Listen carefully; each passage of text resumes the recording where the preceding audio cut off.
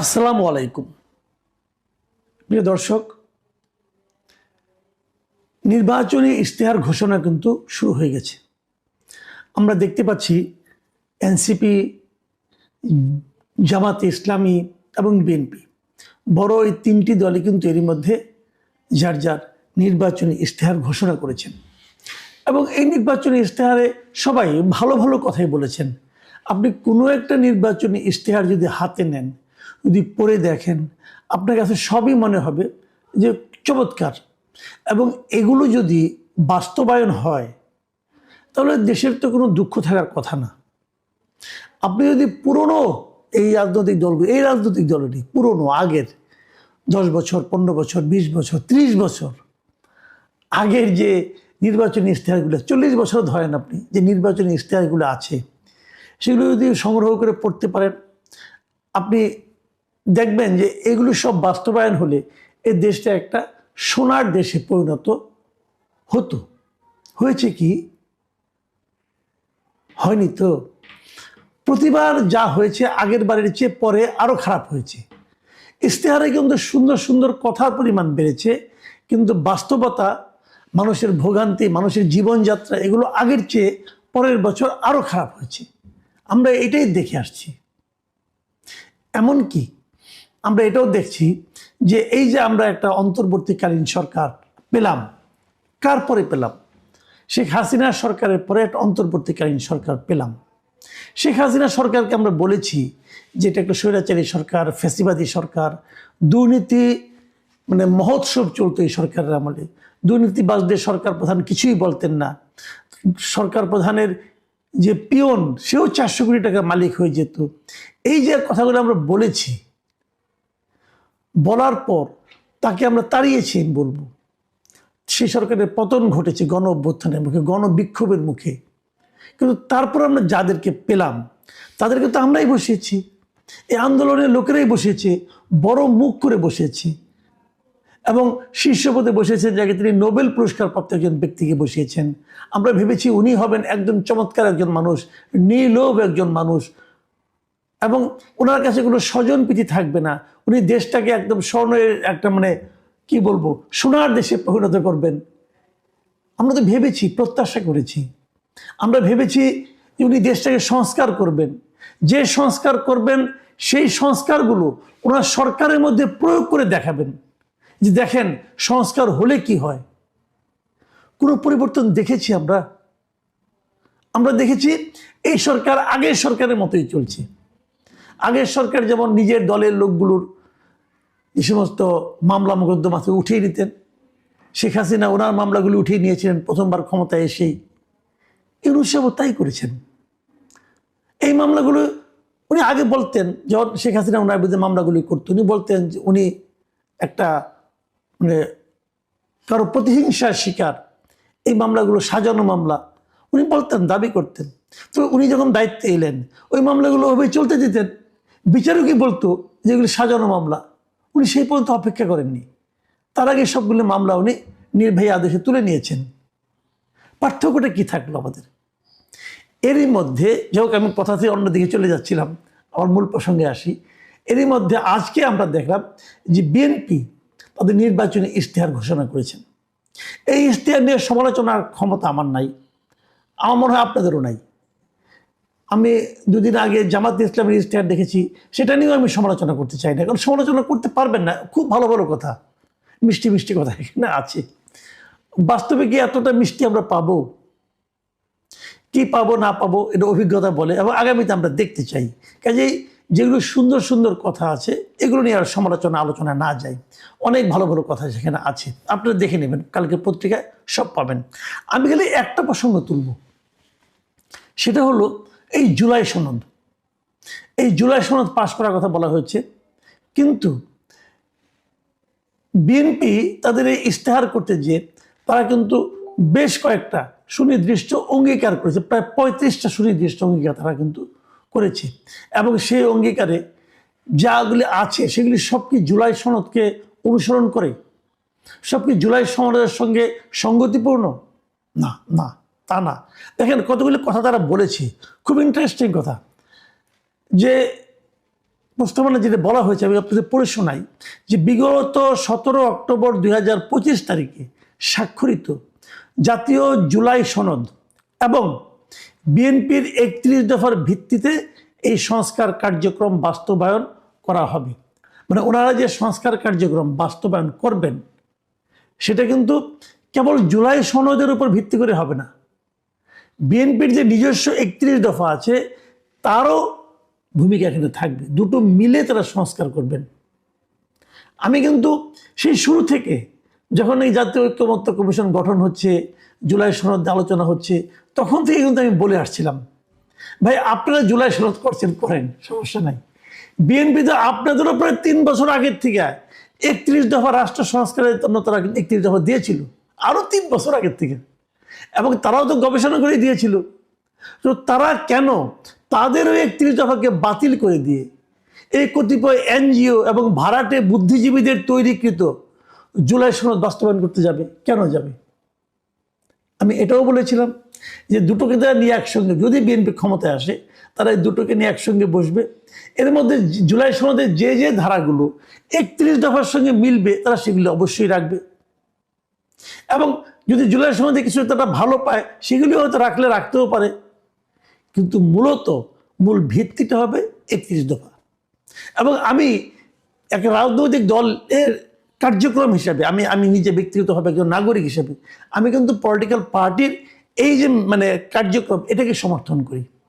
কারণ তারা তো সারা দেশের মানুষের কাছ থেকে ম্যান্ডেট নিয়ে আসবে, সারা দেশের মানুষ তাদেরকে ক্ষমতা দেবে এটা করার জন্য। তো তারা এই ক্ষমতা পেয়ে কেন আলী রিয়াজের সংস্কার করা কার্যক্রম বাস্তবায়ন করতে যাবে? কেন যাবে? আলী রিয়াজ কারো ম্যান্ডেট নিয়ে আসছে? আলী রিয়াজ তো ভাই আমেরিকান নাগরিক, একজন আমেরিকান নাগরিকের তৈরি করে দেওয়া সেই জিনিসটা হুবহু তোতা পাখির মতো আগামী সরকার কেন মানবে? যদি বিএনপি যায়, বিএনপি আসতে তাদের ইশতেহারে কিন্তু কতগুলি বিষয় বলেছে, যেমন ধরুন সংবিধানে কিন্তু জুলাই সনদে যা নাই তাও তারা স্থাপন করবে। যেমন বলেছে তারা সংবিধানে সর্বশক্তিমান আল্লাহর প্রতি পূর্ণ আস্থা ও বিশ্বাস এটাকে তারা পুনঃস্থাপন করবে। এটা কিন্তু জুলাই সনদে নাই। এটা বিএনপি যদি ক্ষমতায় যায় তারা সংবিধান সংস্কার করে এটাকে পুনঃস্থাপন তারা করতে চাইবে। আরো দেখেন আরো কতগুলি বিষয় আছে, যেমন ধরা যাক এই যে 31 দফা তারা নিজেরা কিন্তু বলেছে যে একটা পদ তারা নতুন বানাবে, যেটা জুলাই সনদে নাই। সেটা কি? তারা একটা উপরাষ্ট্রপতি পদ বানাবে, রাষ্ট্রপতির সঙ্গে একজন আপনার উপরাষ্ট্রপতি থাকবে। তো এইটা কিন্তু জুলাই সনদে নাই, তো সনদের বাইরে যেও তারা এটা করবে।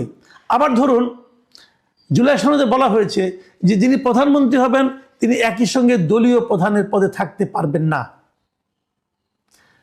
আজকে বিএনপি জানিয়েছে যিনি প্রধানমন্ত্রী হবেন তিনি দলীয় প্রধান পদেও থাকতে পারবেন।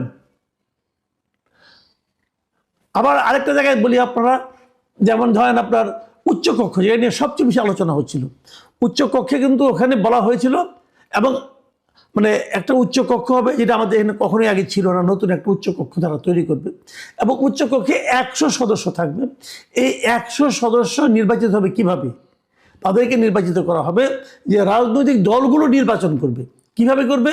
তারা সারা দেশে যত শতাংশ ভোট পেয়েছে, মোট ভোটের যে ভোট, প্রদত্ত ভোট যেটা, সেই ভোটে তারা যত শতাংশ পেয়েছে ঠিক তত শতাংশ, ততজন তারা সদস্য এখানে মনোনীত করবে, এবং এই মনোনীত সদস্যরাই উচ্চকক্ষের মেম্বার হবে। তারপর উচ্চকক্ষের কার্যক্রম নিয়ে নানা রকম কথাবার্তা আছে, সে আলোচনা যাচ্ছি না। বিএনপির প্রস্তাব কি ছিল? বিএনপি তখনই বলেছিল যে আমরা সারা দেশের যে প্রাপ্ত ভোটের আনুপাতিক হারে আমরা উচ্চকক্ষ মনোনয়ন দিতে চাই না। আমরা বলতে চাই যে নিম্নকক্ষে যে দল যত আসন পাবে তার আনুপাতিক হারে উচ্চকক্ষ হবে।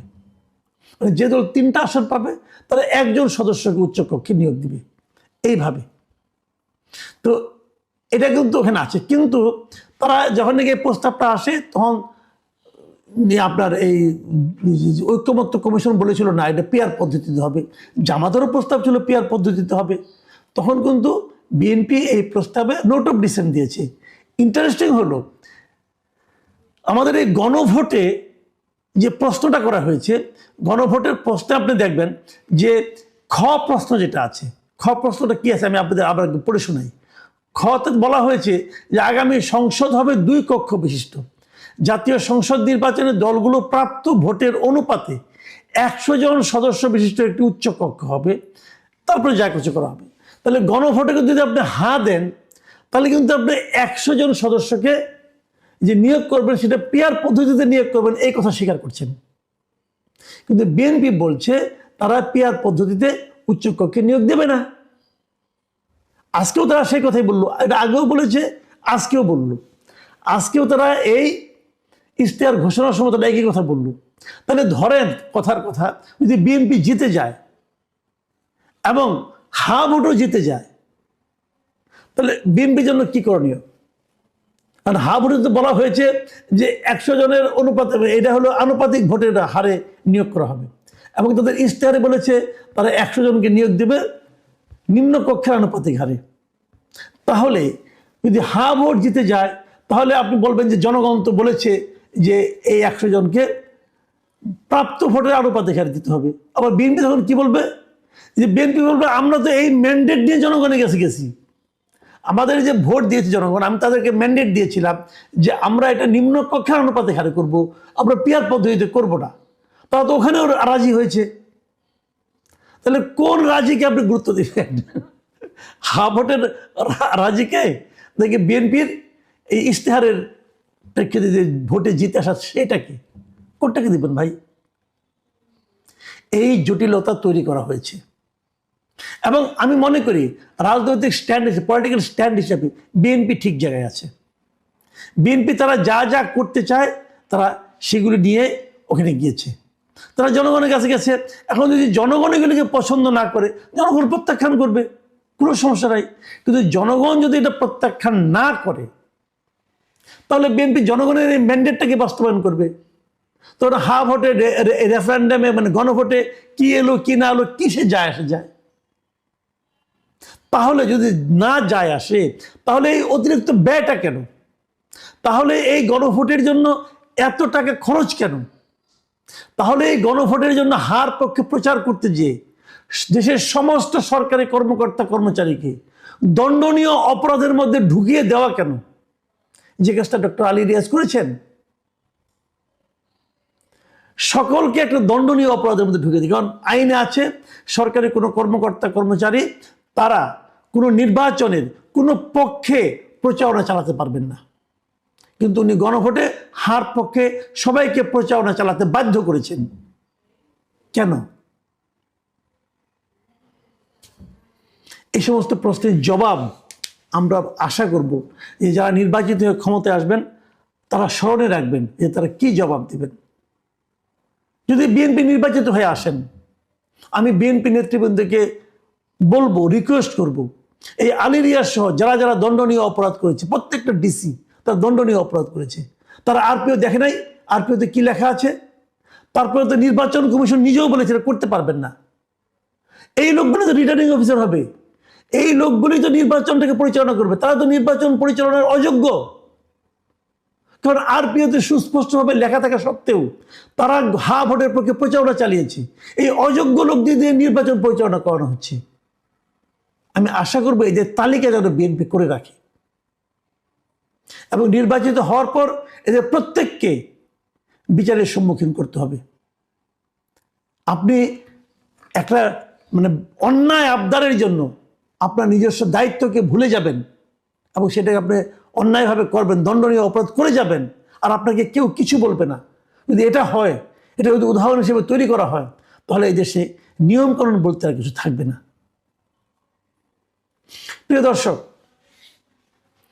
আমাদের এই যে উপলব্ধির কথা আমি বললাম, আমি আশা করব এগুলি সবাই বিবেচনা রাখবেন।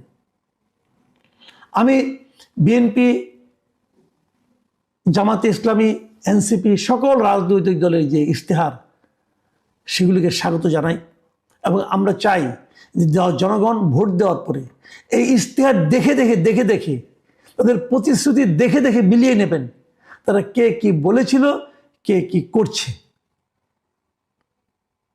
প্রিয় দর্শক, এখন এই পর্যন্তই। আল্লাহ হাফিজ।